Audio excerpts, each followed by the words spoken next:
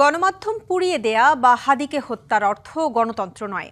তাই গণতন্ত্রকে ধ্বংস না করে বাঁচাতে সবার ঐক্যবদ্ধ চেষ্টা প্রয়োজন, এমন মন্তব্য করেছেন মির্জা ফখরুল ইসলাম আলমগীর। একই অনুষ্ঠানে জামাত নেতা হামিদুর রহমান আজাদ বলেন, দুর্নীতিমুক্ত নিরাপদ বাংলাদেশ গড়াই জামাতের লক্ষ্য এবং নারীর অধিকার প্রতিষ্ঠায় অঙ্গীকারবদ্ধ।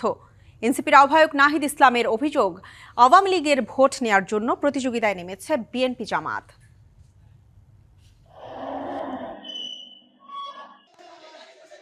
তফসিল ঘোষণার ২৪ ঘন্টা যেতে না যেতেই একজন স্বতন্ত্র প্রার্থীর গুলিবিদ্ধ হয়ে মৃত্যুর ঘটনায় উত্তপ্ত রাজনীতির মাঠ। সেই ঘটনার জেরে দুটি শীর্ষ গণমাধ্যমে অগ্নিকাণ্ড ও মব সন্ত্রাসে স্পষ্ট হয় আইনশৃঙ্খলা বাহিনীর দুর্বলতা ও ঘাটতি। এমন বাস্তবতায় ডেইলি স্টার আয়োজিত ইলেকশন ডায়ালগে বক্তার আসনে রাজনৈতিক দলগুলোর শীর্ষ নেতারা। এ সময় সাম্প্রতিক ঘটে যাওয়া সহিংসতায় উদ্বেগ উঠে আসে রাজনৈতিক নেতাদের কণ্ঠে। নিরাপদ বাংলাদেশ গড়ার অঙ্গীকার করে জামায়াত ও বিএনপি।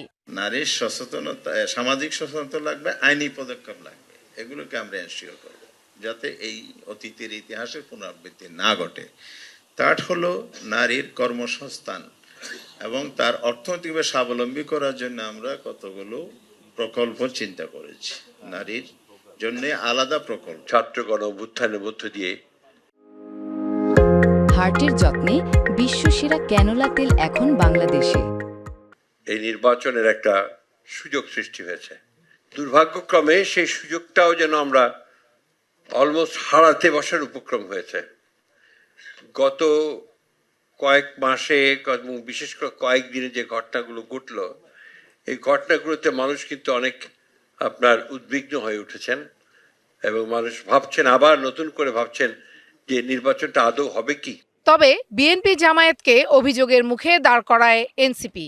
সর্বোপরি সিভিক রাইটসের প্রশ্নে আমাদের এই মুহূর্তে যে সংকট, যে একটা সামাজিক ফ্যাসিবাদের উত্থান আমরা দেখতে পাচ্ছি, সেটার জন্য আমাদের একটা তো রাষ্ট্রের জায়গা থেকে, সরকারের জায়গা থেকে কাজ, দ্বিতীয়ত হচ্ছে আমাদের নতুন সিভিল সোসাইটি লাগবে, নাগরিক সমাজ লাগবে, পলিটিক্যাল কমিউনিটি লাগবে, যেখানে রেসপন্সিবল সিটিজেন গ্রো করবে।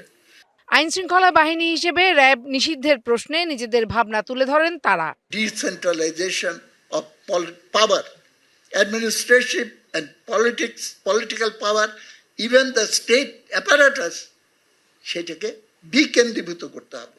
ভোটের মাঠে থাকা রাজনৈতিক দলগুলোর একাত্তরের ভূমিকার কথা স্মরণ করা প্রয়োজন বলেও মত দেন সিপিবির সাবেক সভাপতি। আমাদেরকে তো এখনো দেখেন নাই, একবার ট্রাই করে দেখেন না।